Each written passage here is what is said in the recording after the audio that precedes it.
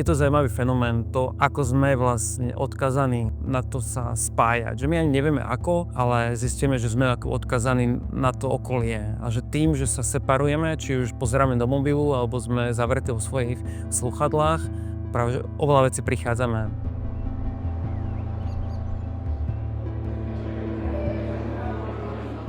I'm a heavy user of this active and noise cancelling headphones, and at some point I realized that I'm like either always wearing the headphones or talking to someone and never just sitting in silence. Thinking about this, I really wanted to explore this technology and see how these very personal technologies that we invite into our lives change the way we behave.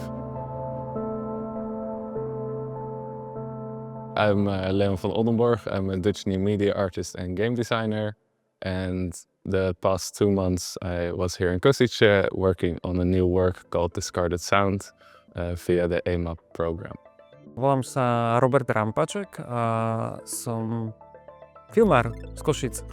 A do projektu som sa dostal vďaka osloveniu Creative Industry. Projekt Discarded Sound je projekt, s ktorým prišiel Leon do Košic.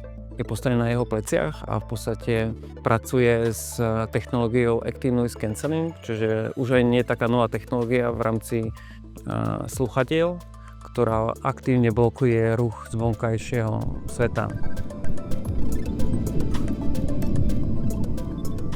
We give different perspectives on this technology, and we do this by focusing on recordings we made with this technology. So we hacked the headphones to be able to record the sound that is being cancelled while wearing them normally. And in the piece you will encounter different recordings of places where people usually use these headphones.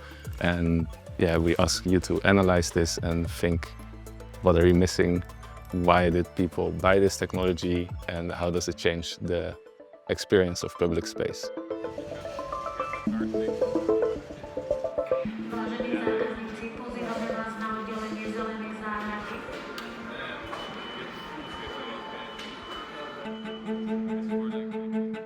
Moja časť participácie na projektu bola v 2 fázach. Jedna bola pri rešerši, znamená to, že som robil samotné interview. Oslovili sme ľudí, ktorí využívajú slúchadlá s active noise cancellingom a vytvorili sme také interview, kde sme ako zistili, že aké sú návyky ľudí používajúcich slúchadlá s active noise cancellingom. A druhá fáza potom bola už samotná realizácia toho projektu, ale on medzičasom vytvoril nejaký prototyp a my sme vlastne nahrávali už konkrétne zvuky a tá celá časť, video nahrávanie, aj audio nahrávanie a potom post-processing toho zvuku, to som tiež robil vlastne ja na tomto projekte.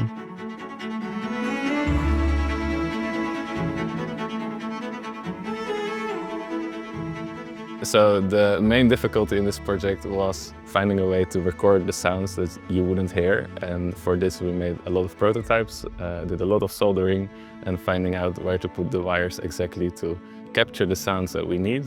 Active Noise Cancelling funguje na báze 4 mikrofónov na slúchadkách, 2 na pravej a 2 na ľavej strane a funguje to tak, že vlastne vonkajší mikrofón zaznamená ten hluk, spracuje ho čip v slúchadkách a potom ho pustí vnuka poslucháčovi, ale ešte predtým, ako sa dostane do ucha, tam je druhý mikrofón, ktorý ako zaznamená, že aké množstvo toho cancellingu prešlo tým procesom a potom druhýkrát vráti ten zvuk a pustí ho až tu. No my sme sa práve nejaké polovici tohto procesu sme sa napichli na ten celý okruh a sme stiahovali vlastne zvuky, ktoré ešte ako keby boli už považované za vyselektované. We really wanted to find a way how to get the general public to really listen closely to the sound and find details in it, and this is why it became this game format. So by every time asking the question, where is this sound recorded, we inspire them to really listen closely, pick apart every sound that they try to hear. Maybe you hear a dog barking in the distance, you know it's outside. By analyzing these details in every sound, you get a lot more familiar with the data that we're showing here. And the point comes across a lot better. Spolupráca s Leonom bola zaujímavá kvôli tomu, že obidvoch nás akože zastiela v inej etape svojich životov. Ja žijem v Košiciach celý život, mám rodinu, mám ustálený život, v ktorom sa vlastne dennodenne pohybujem. A A Leon naopak prišiel do nového mesta tesne po štúdium na vysokej škole a plný akože ešte ambícií, plný odhodlania a driveu. A to bolo zaujímavé, že myslím, že preto nám to aj fungovala tá spolupráca, lebo každý v tom projekte ako keby hľadal niečo iné. Ja som nechal priestor Leonovi, lebo som videl, že presne pre neho to je jedna z veľkých príležitostí a on zároveň nechal to, aby som mohol ja tú svoju časť spraviť a mal dôveru v to, čo ja robím. The cooperation with Róbert was very special for me. I really wanted to work together with a local artist from the area, and Róbert was the perfect fit because he has the skills in crafting impactful story on a difficult topic. So we did interviews with local people here in Košice, and he helped a lot with also the filming of the shots because he is a filmmaker.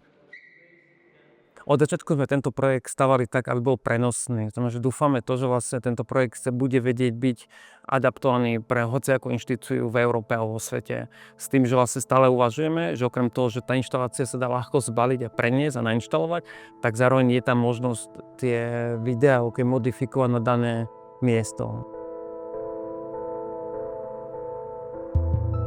What I really wanted to achieve with this work is that people think about the way they use these headphones or other technology in their daily life and think about, is the way I am using this technology right now the way I actually want it to be in my life. So be a little bit critical and think, are there actually moments where I think I should maybe not wear the headphones? Maybe when I go for a walk in the park where it's already quiet and I actually go there to relax, why am I wearing the headphones with a podcast on that actually doesn't help me relax?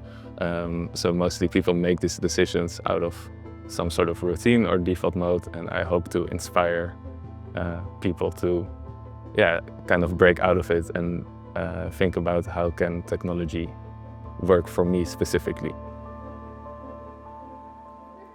I think we should be done.